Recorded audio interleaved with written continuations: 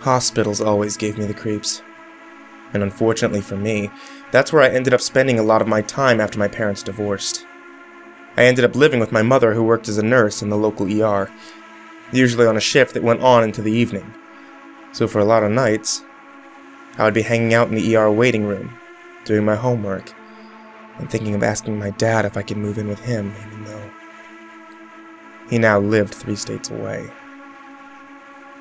Being in the ER waiting room, I got to see a lot of things, ranging from people walking in through the front doors holding their own severed thumb in a thermos, to hysterical young housewives insisting that they had an emergency because little Timmy fell and bumped his head slightly.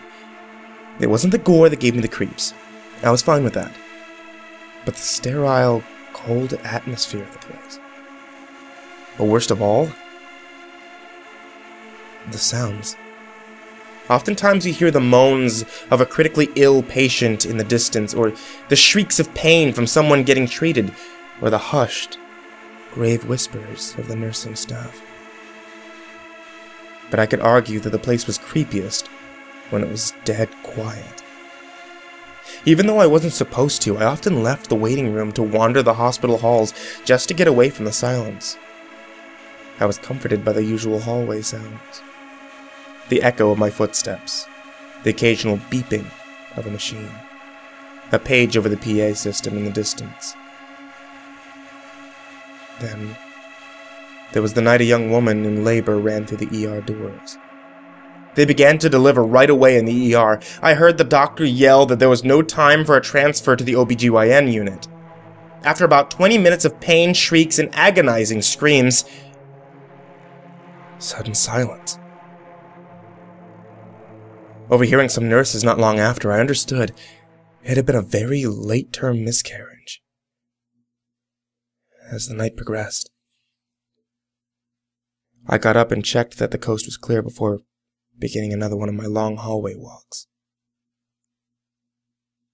It seemed silent, even by the usual standards. No calls came over the PA, and even the beeping of machines seemed absent. While walking down one of the halls towards a corner, I stopped when I heard an unexpected noise out of nowhere. It was only a moment, but I was sure the gurgle of a baby. I looked around but saw no one. This was far from the pediatric unit. Why would there be a baby around here, I wondered. I looked back in the direction I was headed. Just in time to see the end of a bloody umbilical cord slowly drag around the corner and disappear. I moved in with my dad 2 weeks later.